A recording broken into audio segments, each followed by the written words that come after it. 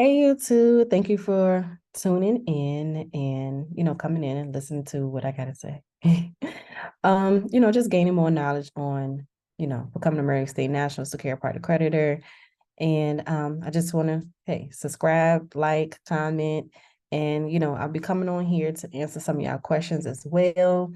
Just giving you a little bit more clarification on things. And if you need to book a consultation with me, just go to my website at www.theariesempress.com. You can also email me at info@theariesempress.com. So I just wanted to go over some more clarification of the paperwork.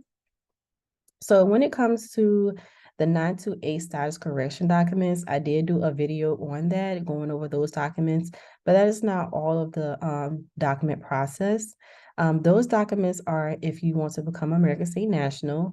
Once you fill in, the documents with your information, get those documents notarized, you will contact your recording Secretary of State at with the state, which is the state assembly within your state. And some states require a little bit more to join. It may be like some questions that you have to answer, things like that. Just find out what their process is to join the assembly, back to, bring yourself back to the land and soil. Once, you do that process and they record your paperwork, you can get a American State National ID card like this one, like I have, just like how I have. And you get American State National ID card. And then you're American State National after that. And but that pertains to I think like 15 to 17 pages, I believe, of documents. There is a shorter way of doing it, which is called the affidavit of repudiation, the AOR, which you just get notarized one time and you just send it to the Secretary of State, which is like Anthony Blinken. You just send it to him, registered mail with the green slip.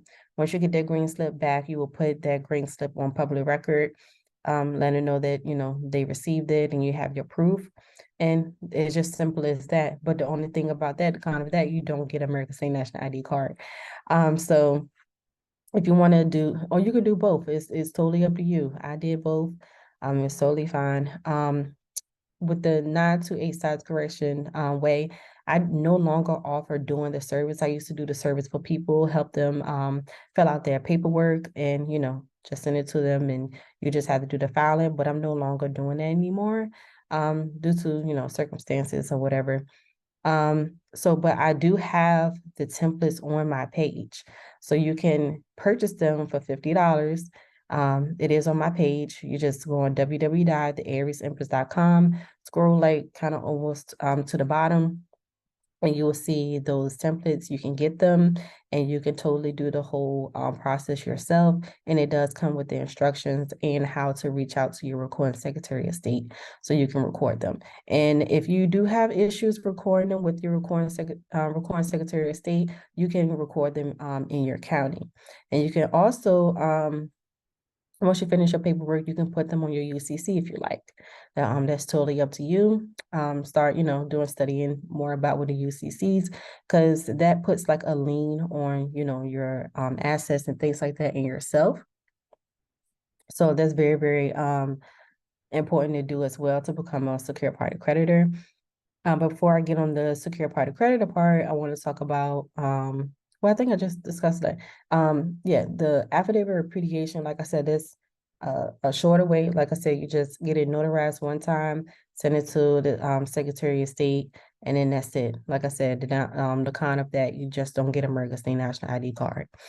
Now, when it comes to the secure party creditor process, now I want you to know that um, all secure party creditors are American State Nationals, but not all American State Nationals are secure party creditors. So keep that in mind. And being a secure party creditor is just reorganizing the trust that was already put in place when we was born.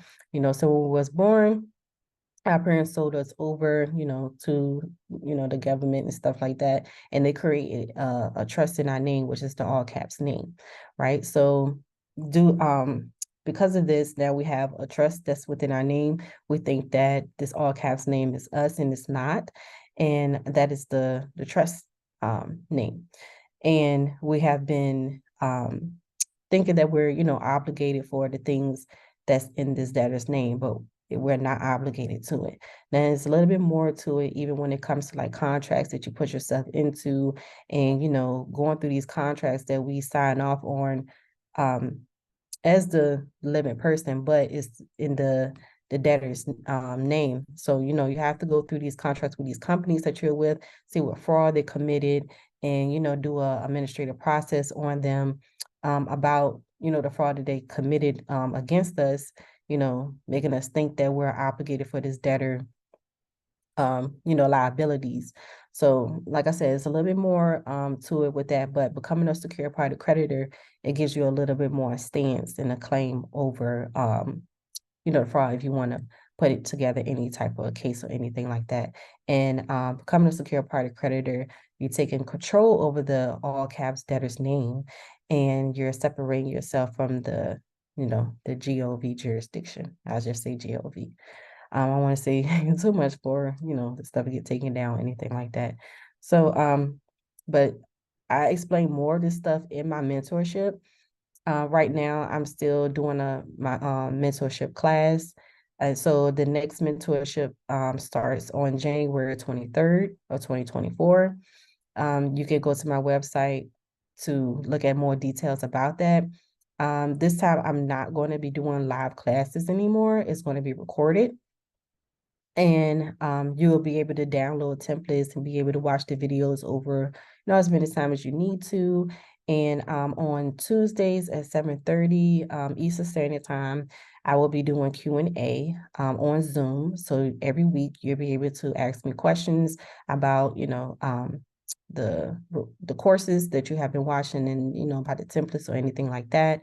So just go on my page, go www.theariesempress.com, click on the mentor membership tab, and it will give you more details about that. And with the bigger packing, when it comes to the mentorship, I do offer to do the paperwork for you, along with you having access to the course as well.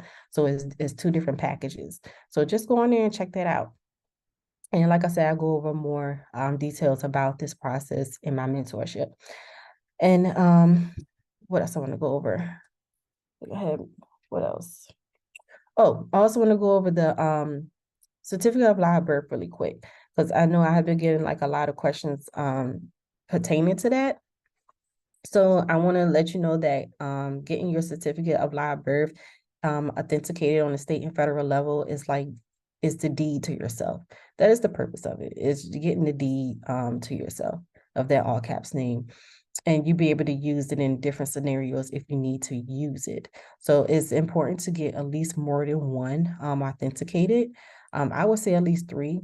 I think the max that you can do, I'm not for sure, don't quote me, just look it up. I think you can get like at least like 7, but hey, get more than one. So, I just go through the process really quickly on here. I have stated several times on my social media, YouTube, places, letting people know how to do this. Everybody just making it more difficult than what it is, but it's very simple.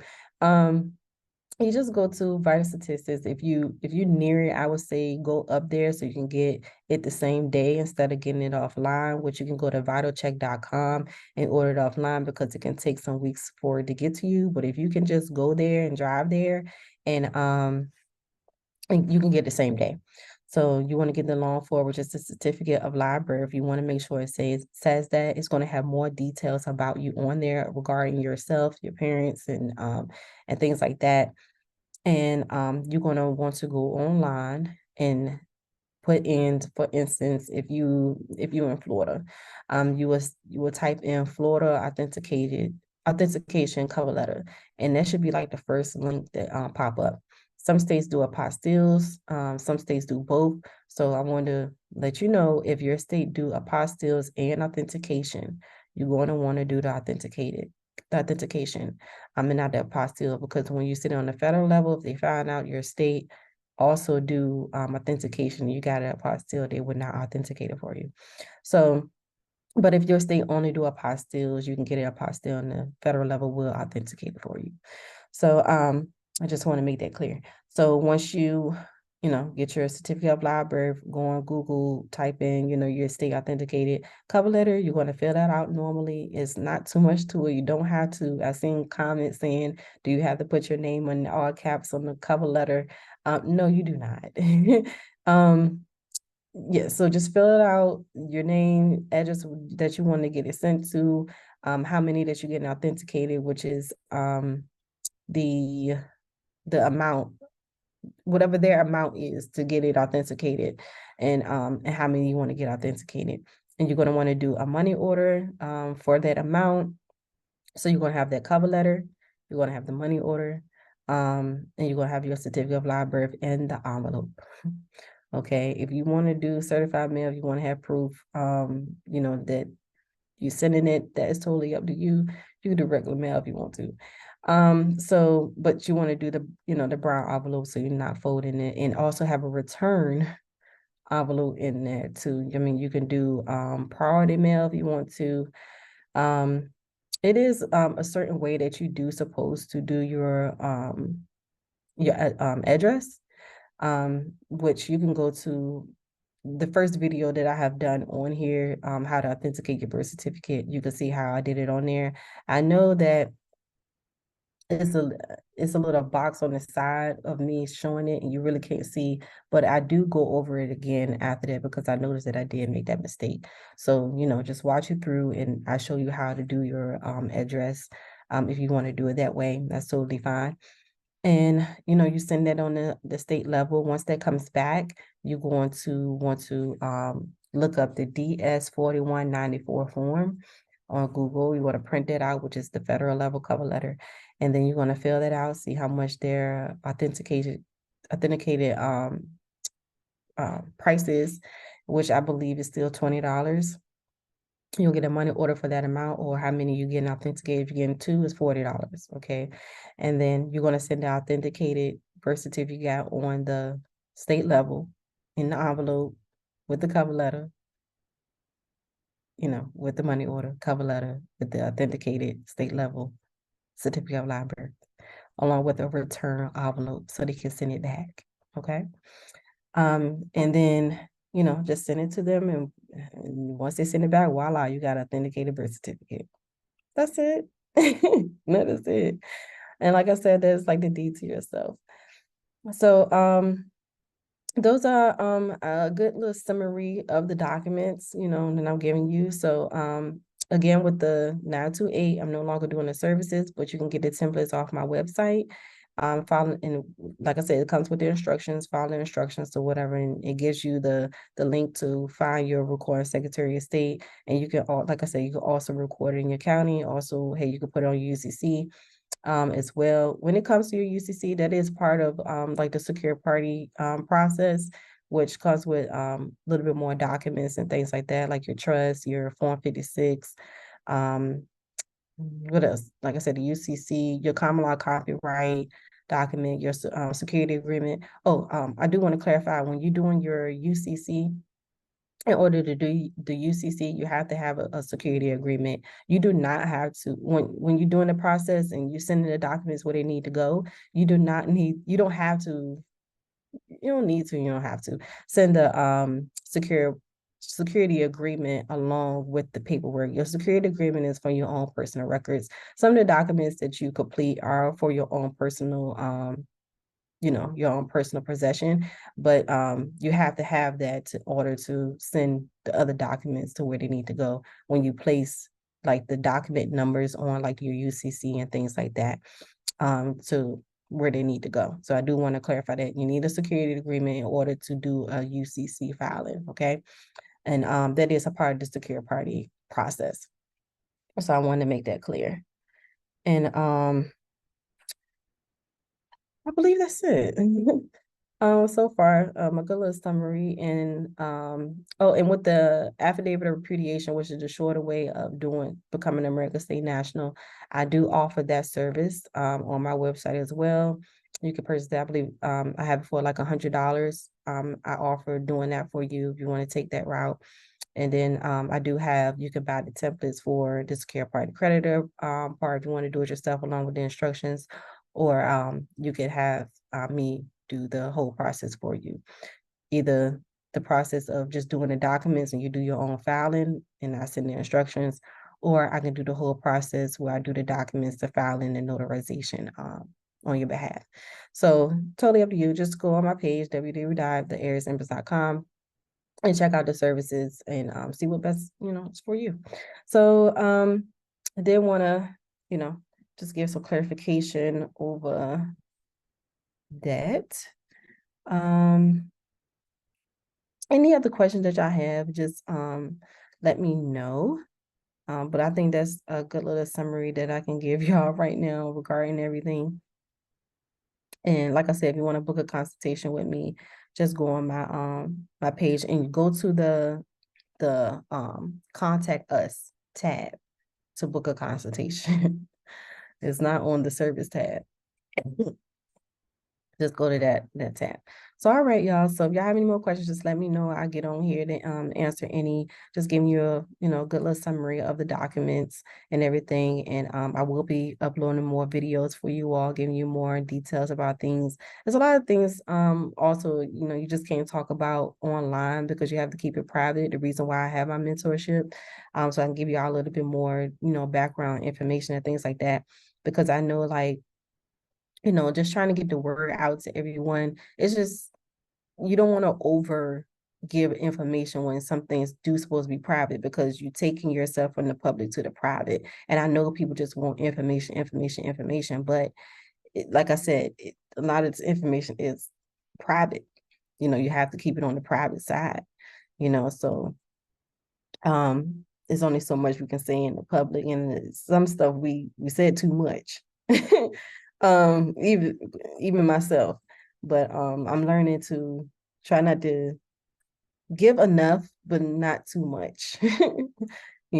So anyway, so thanks for tuning in. Subscribe, like, comment, and y'all will see more videos from me. All right. Have a good one.